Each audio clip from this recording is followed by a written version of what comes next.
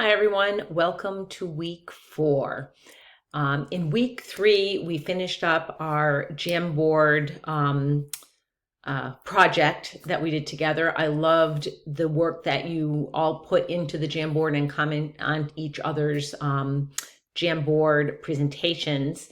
It was great seeing some of the collaborations that took place. This was optional, but the ones that did take place were really outstanding. And I think my learning from this is I'm going to encourage people in the future to do more of that collaborating when we do this activity. I hope you enjoyed it and I hope you found it beneficial. Make sure that if you are somebody that is going to need this information in the future, you're a psychology major, you're an education major and going to be taking the MTELs, hang on to the link from this Jamboard because I will leave it up for a very long time, and it would be a good study guide if you ever need to go back and look at any of these theorists. So that is week 3. Week 4, we're going to be talking about equity, DAP, or developmentally appropriate practice, family and child communication, and we're going to be looking at the frameworks of Maria Montessori, Reggio Emilia, High Scope, and Head Start. So it's a lot this week, but it's very, very interesting, I think, information for you to look at. You're going to go to the course materials under Read, Watch, Learn. There's information there from NAEYC, the National Association for the Education of Young Children, and a variety of other sources, including Health and Human Services, which is what, through the federal government, what Head Start is under. So you're going to be looking at eClick, the Head Start Early Learning and Knowledge Center, which has great information. It's a good place for you to bookmark should you ever need to go back and get anything about Head Start. There's also some videos for you to watch. I especially love the videos about parent engagement by Dr. Karen Mapp. I hope you enjoy them as well.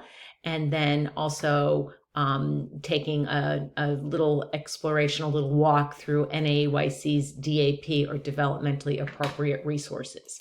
For those of you in early childhood, know that NAEYC is in essence, sort of the gold standard for accreditation for the United States. It is the accrediting body that is most recognized for early childhood programs.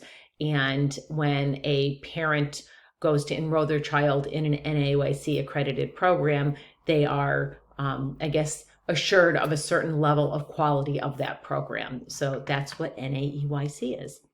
This week for our discussion, I'd like you to choose 2 of the 4 models that we've looked at: Montessori, High Scope, Head Start, Reggio Emilia. I think I got them all. And find a video for at least 2 of the models.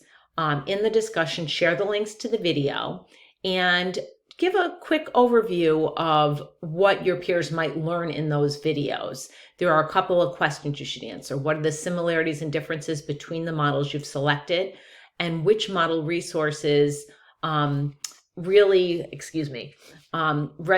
with you most as a learner? And if you were a teacher, which would be the model you were most comfortable with? So that is our discussion for this week.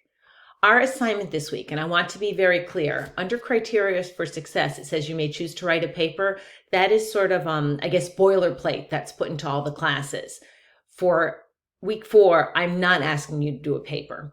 I'm asking you to think about equity versus equality. So the difference between those 2, and understanding the importance of family and community engagement. And what you should be doing this week is the setting is going to be, it's the beginning of the school year, and you're developing some kind of communication for a families for the beginning of the school year. And I want you to articulate what the basic principles that you're applying and the strategies that you're going to use for this communication. And also include a letter, a podcast, or a video to families introducing yourself, letting them know how you'll collaborate with them. And then use your learning about equity to inform the practices that you're using with families. So it's not just a paper.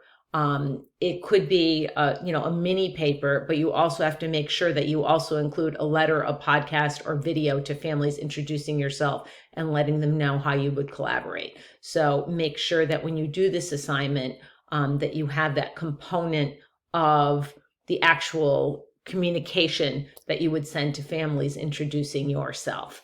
Again, it could be a letter, a podcast, a video, whatever you think would best meet the needs of families. Again, looking through that lens of equity to inform what kind of communication you're going to make.